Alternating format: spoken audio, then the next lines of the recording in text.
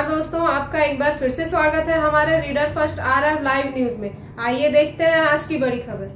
पूरे प्रदेश की स्वच्छता दीदियां अपने 3 सूत्री मांगों को लेकर आज दिनांक 8 अगस्त से 11 अगस्त हड़ताल पर चली गई हैं। उनकी 3 मांगे हैं। पहली मांग है कलेक्टर दर पर भुगतान किया जाए, दूसरी मांग है सभी स्वच्छता कर्मचारियों की PF राशि कटे और तीसरी मांग है कि उन्हें भी साप्ताहिक अवकाश मिले। गौरतलब है कि मिशन क्लीन सिटी कर्मचारी संघ पहले भी अपने अपने जिलों में अपनी मांगों को लेकर हड़ताल कर शासन का ध्यान अपनी ओर आकर्षित कर चुके हैं।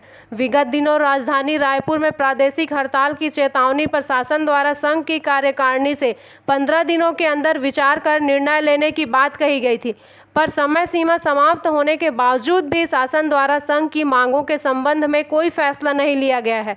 सरकार के इस रवैये से आक्रोशित होकर स्वच्छता दीदियां फिर से 4 दिवसीय हड़ताल पर चली गई हैं। संघ की संभाग उपाध्यक्ष ललिता सरल का कहना है कि अभी तो यह 4 दिवसीय धरना प्रदर्शन है। अगर हमारी 3 सूत्री मांगे नहीं मानी गई तो यह धरना प्रदर्शन अनिश्चितकालीन हड़ताल में बदल जाएगा। हमारी मांगे जायज़ है और जब तक ये पूरी नहीं होती तब तक हमारी हड़ताल जारी रहेगी। जी, मेरा नाम ललिता सरल, मैं संभाग उपाध्यक्ष हूँ। हम लोग पहले भी अपने अपने जिले में 3 सूत्री मांग को लेकर 4 दिवसीय के हड़ताल के लिए धरना प्रदर्शन किए थे।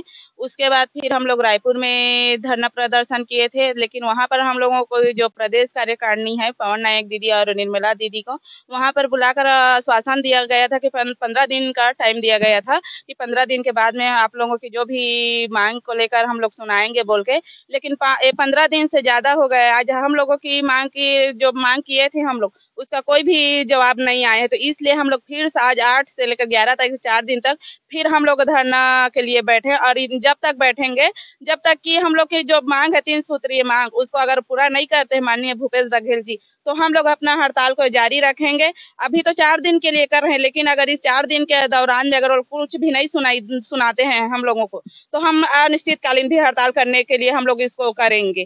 क्योंकि देखिए हम लोग अब पहला हमारा है कलेक्टर दर है, उसके बाद में PF है, उसके बाद में साप्ताहिक अवकाश। क्योंकि ये देखिए सभी यहाँ पे जितने भी काम कर रहे हैं स्वच्छता दीदी हमारे सुबह से लेकर शाम तक काम करते हैं, तो कम से कम उनको भी हम लोगों को भी 1 दिन का छुट्टी मिलना चाहिए। इतना मेहनत कर रहे हैं हम लोग, तो ज्यादा कुछ उनसे मांग की उम्मीद नहीं कर रहे, लेकिन सिर्फ कितना मांग रहे हैं, कलेक्टर दर में वेतन ही मांग रहे हैं। और ये भी PF का भी ऐसा है भाई कि हम लोग देखिए अगर मान लीजिए हमारे घर परिवार में किसी को कुछ हो जाता है तो कुछ हमारे जो मेहनत कर उसमें से कुछ राशि अगर उस बचत हो तो हमारे घर परिवार के लिए काम आए, ये सोचकर हम लोग PF की मांग कर रहे हैं। लेकिन अभी तक इतने हमारे धरना प्रदर्शन इतने हड़ताल के, लेकिन उस सब का उस पर कोई मतलब रिस्पॉन्स नहीं आ रहा है।